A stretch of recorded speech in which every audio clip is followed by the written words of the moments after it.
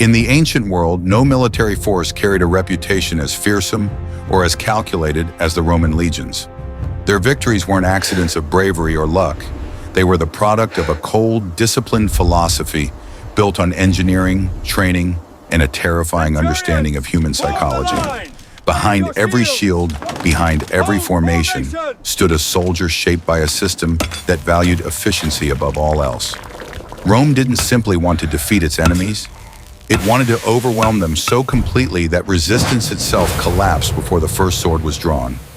When we imagine Roman soldiers today, we think of shining armor and perfect marching lines. But those images hide something far darker. Roman warfare was built on brutal simplicity. Their weapons were not designed to look impressive or noble. They were created to stab, to crush, to disarm, and to terrify. A Roman battlefield was not a place of heroic duels. It was a carefully controlled machine of destruction where every movement had purpose and every weapon had a specific role in breaking the will of the opposing army. For centuries, this system allowed Rome to dominate enemies far larger, far wilder, and often far better armed. But raw strength wasn't what made Rome unstoppable. Its real power came from the cold logic behind the weapons it wielded. Rome mastered the art of exploiting fear, chaos, and weakness. Their soldiers were trained to operate like extensions of one mind, advancing as an unbreakable moving wall, striking with perfect precision, and retreating with the same order they attacked. Nothing was left to chance. Every formation, every step, every blade thrust had been practiced thousands of times, and that is why their arsenal became legendary. Each weapon carried by a Roman soldier told a story of control and calculation. Some were created to tear open formations before the battle even began. Others were engineered to finish the job up close, leaving wounds so catastrophic that entire armies lost their will to fight. And then there were the tools of terror, silent traps waiting in the dirt, or siege engines capable of crushing walls and morale alike. Together, these weapons formed a system designed not only to win battles, but to win them quickly, decisively, and psychologically. In this documentary, we'll dive deep into that arsenal. We'll explore how a short sword became one of the deadliest tools in military history. We'll uncover why a seemingly simple throwing spear could collapse entire shield walls. We'll study the hidden brutality of Roman shields, the ingenious cruelty of battlefield traps, and the terrifying machines that could rain destruction on cities from hundreds of meters away. And finally, we'll reveal the two invisible forces that proved more powerful than any sword, spear, or catapult: Roman discipline and Roman engineering. This is the true story behind Rome's brutal weapons, a story not of elegance or honor, but of ruthless efficiency and the relentless determination of an empire that refused to lose. As the Roman legions advanced across continents, their reputation as an unstoppable force was not built on numbers alone. It was built on precision, and at the core of that precision stood a weapon that demonstrated Roman thinking better than anything else: the gladius. At first glance, the gladius is unimpressive. Short, compact, almost modest compared to the long swords carried by barbarian tribes. But this very design was what made it so devastating. In the chaos of battle, surrounded by shields and bodies, there was no space to swing a mighty blade. But there was always space for a quick, controlled thrust. Roman soldiers trained endlessly until stabbing became an instinct, a movement as natural as breathing. The gladius turned close combat into a deadly ritual. Behind the protection of the scutum shield, a legionary waited for the perfect opening: a lifted arm, a shifting stance, a moment of hesitation. And then the blades struck with surgical precision, targeting the abdomen, the groin, the throat, or the armpits, areas unprotected by armor. These wounds were catastrophic, deep, penetrating, almost always fatal. Ancient historians wrote of the shock enemies felt the first time they saw the aftermath: bodies with terrible puncture wounds, entrails exposed, limbs severed. Roman soldiers weren't trying to wound. They weren't trying to push back. They were trained to kill. But the gladius was only one side of the Roman method. Before any close combat could begin, the enemy had to be broken, psychologically and physically. This is where the pilum came in: heavy, long, and designed with cruel intelligence. The pilum was not simply a throwing spear. It was a weapon engineered to destroy the very thing that kept warriors alive, their shields. When launched in volleys, hundreds of pilums flew through the air like iron rain. Upon impact, the hardened tip pierced the shield, while the long, soft iron shank bent under its own weight. The enemy could not pull it out. His only choice was to drop the shield entirely and fight with his body exposed. No barbarian warrior was trained for this moment.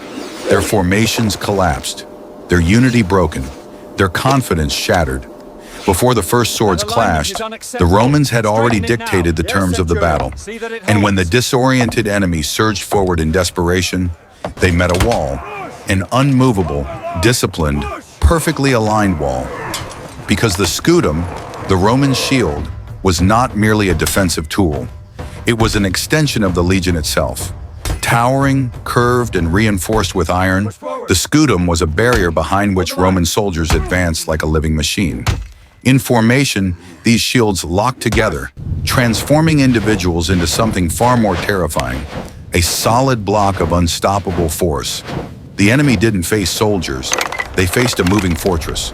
And when the Romans reached striking distance, the shield became a weapon. A sharp bash from the upper rim crushed noses and foreheads. A thrust with the heavy central umbo knocked warriors off their feet, stunned them, broke their ribs, and opened their guard.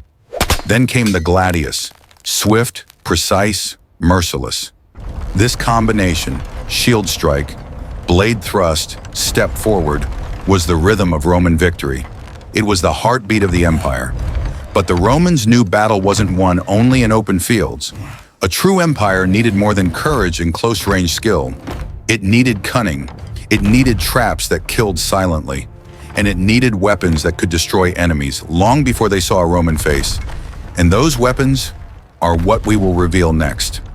As the enemy approached, believing they had finally closed the distance where Roman discipline mattered less, they often discovered, too late, that the ground beneath their feet was just as deadly as the blades in Roman hands.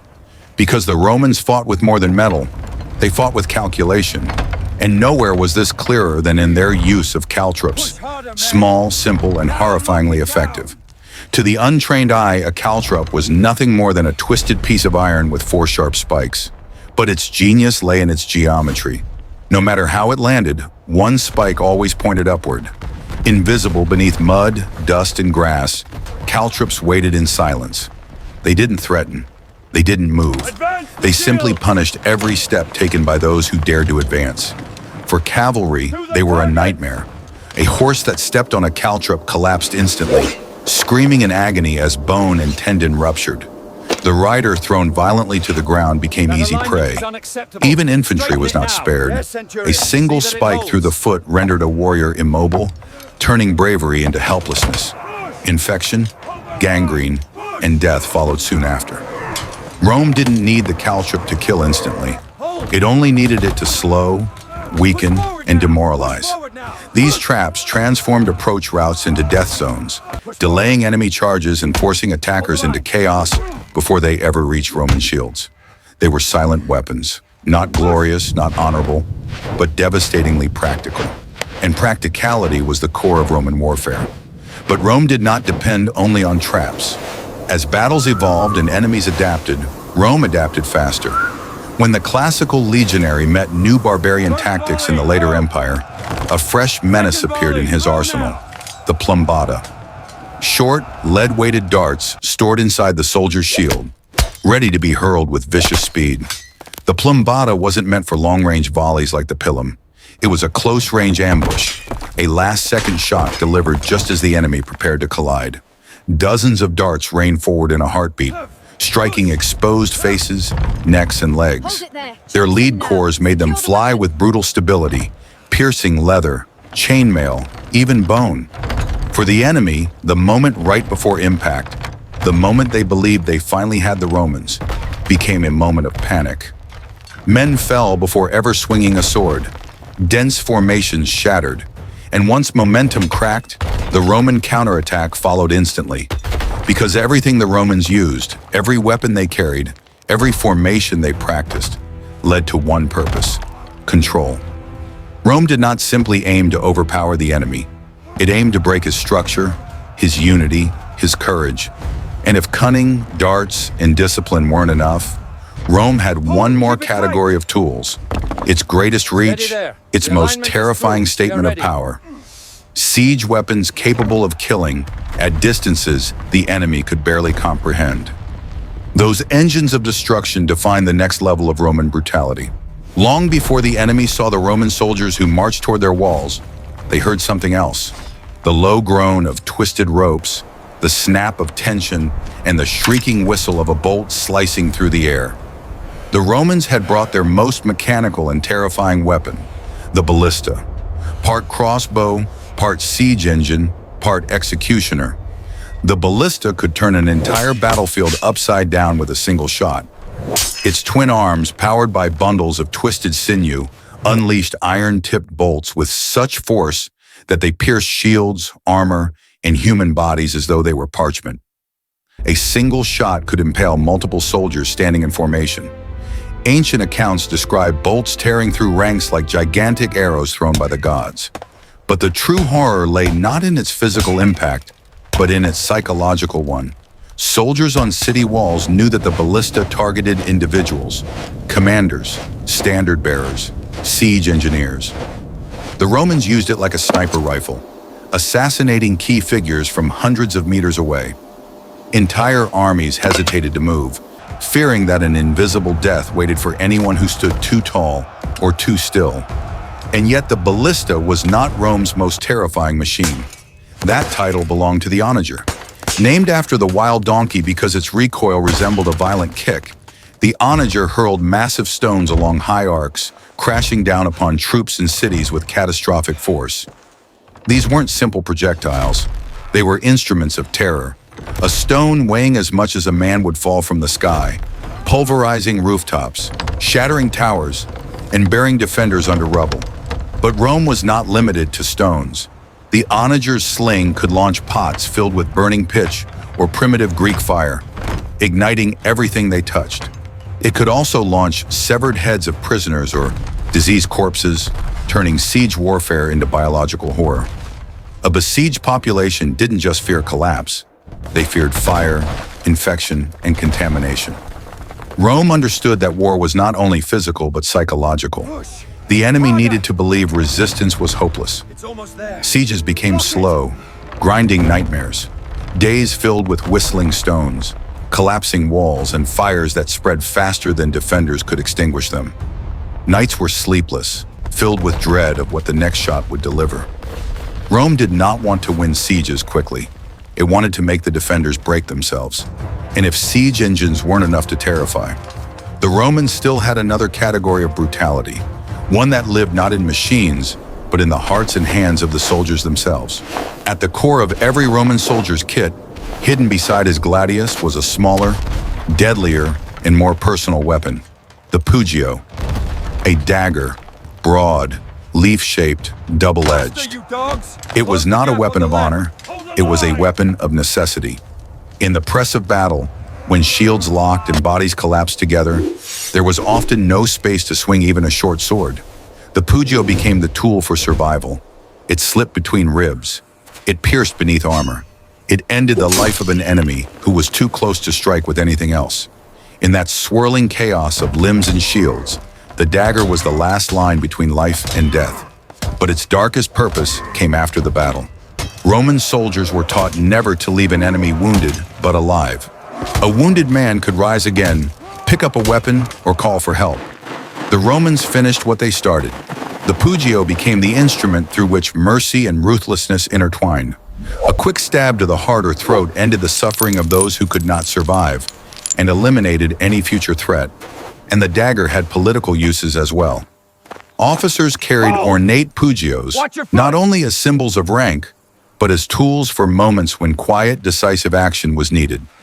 Assassination, discipline, silencing dissent. Many shadows in Roman history were cast by the blade of a pugio. Yet even as the pugio represented personal brutality, the battlefield was changing. New enemies brought new challenges. The Roman soldier, once defined by his tight formation and short sword, evolved. His weapon changed with him. And so the gladius gave way to the spatha, a longer, heavier sword used first by cavalry, then adopted by infantry as Rome fought in looser, more chaotic engagements across its vast borders. What came with the spatha was not just a change in weapon, but a change in the nature of Roman warfare, and a new era of brutality. The spatha marked a turning point in the identity of the Roman soldier. No longer confined to tight formations and calculated stabs, he now moved in wider lines, clashing with enemies who fought with sweeping blows and wild charges. The spatha matched this chaos with its own ferocity. Longer than the gladius, nearly twice its length, the spatha brought a different kind of horror to the battlefield. Its heavy blades severed limbs, split skulls, and carved deep gashes that soldiers could not hope to survive. Unlike the gladius, which left small but deadly wounds, the spatha created injuries so gruesome that surviving them was almost more terrifying than death itself. Yet Rome adapted, as always. Soldiers learned to fight with sweeping arcs, powerful downward strikes, and brutal side cuts. The battlefield became bloodier, more chaotic, more primal. And in these shifting sands of tactics and weapons, the Roman army's true strength emerged, not in any blade or spear, but in something far more fundamental: system, discipline, engineering. Two forces unseen in the hands of soldiers, but felt everywhere they marched. Forces that shaped not only the weapons Rome carried, but the way Rome conquered the world. This transition leads us to the heart of Roman power, where brutality and precision merged into something far more terrifying than any sword. Roman discipline was not simply a rule or a standard. It was a weapon, one sharper than the gladius and more crushing than any battering ram. Legionaries lived under a system where obedience was absolute, and failure came at a horrifying cost: decimation. The very word carried terror. If a unit showed cowardice or disobeyed orders, 1 out of every 10 soldiers was chosen by lot and beaten to death by his own comrades. It wasn't merely punishment. It was psychological warfare within their own ranks. The message was simple: fear the commander more than the enemy. That fear forged an army unlike any other. Soldiers marched in perfect coordination, held formation under impossible pressure, and executed complex maneuvers as though they shared a single mind. Roman victories were earned not by individual heroism, but by collective will. And behind this discipline stood Rome's second invisible weapon: engineering.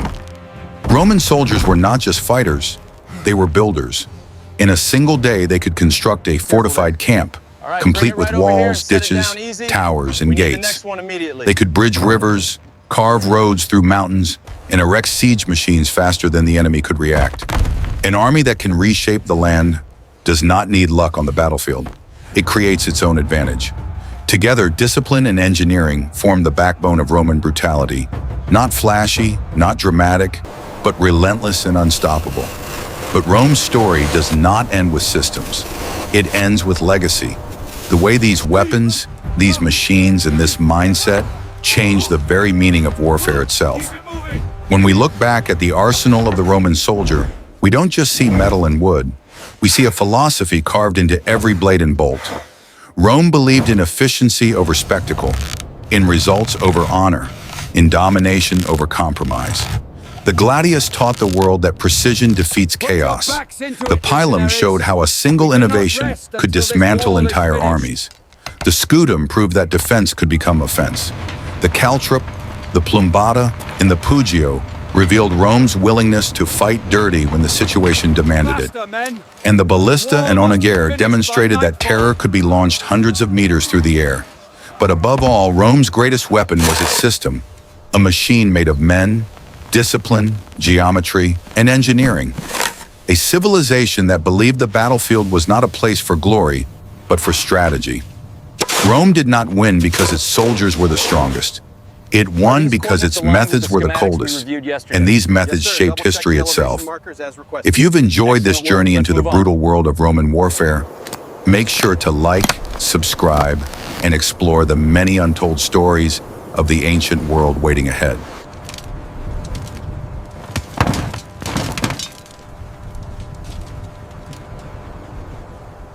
Push it forward! Heave, men, heave! Put your backs into it, now!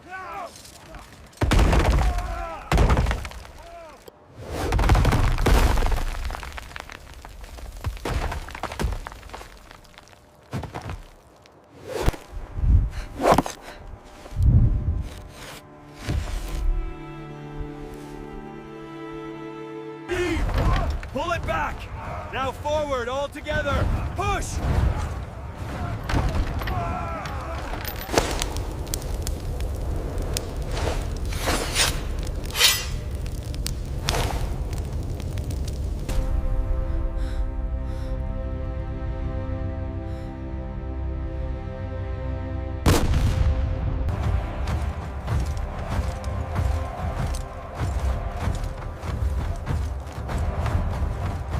Faster, men! We must be ready by sundown. The ropes are strained, Centurion.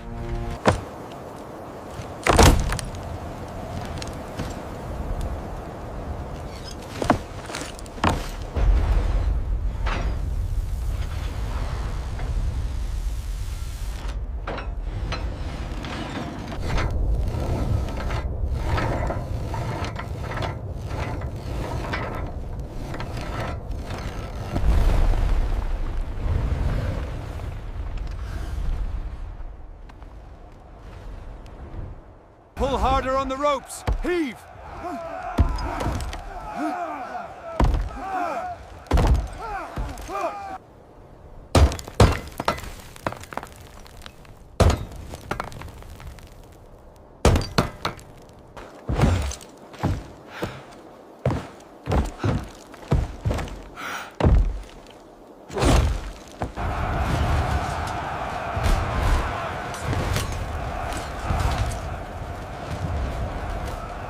Calibration's complete on the main servo. Pressure stabilized.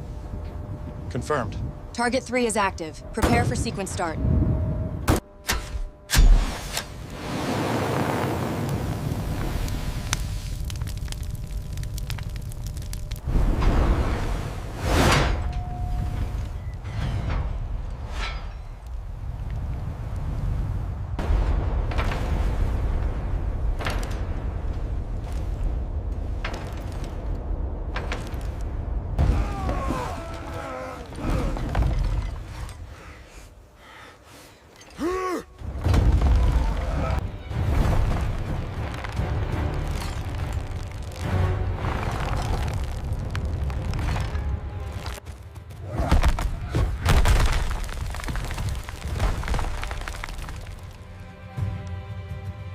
Reset! Bring it back! Push! Second strike! Forward!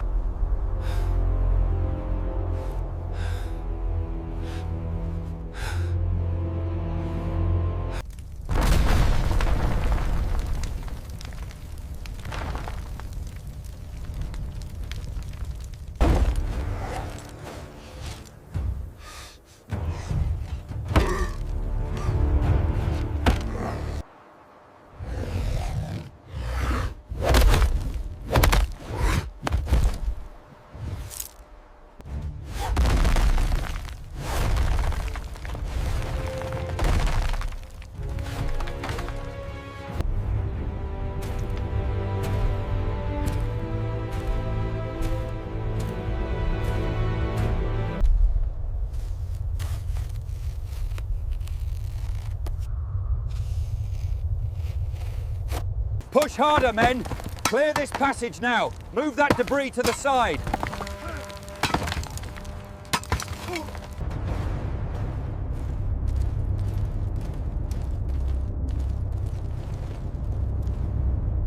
These mallets are adequate. Ensure the stakes are sharp.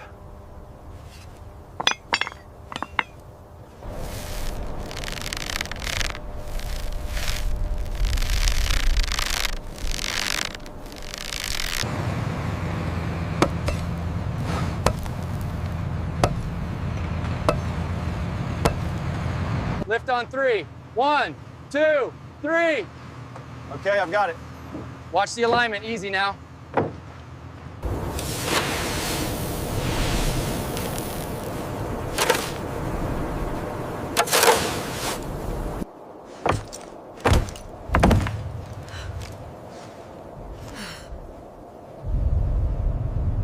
Shield wall ready! Stand your ground!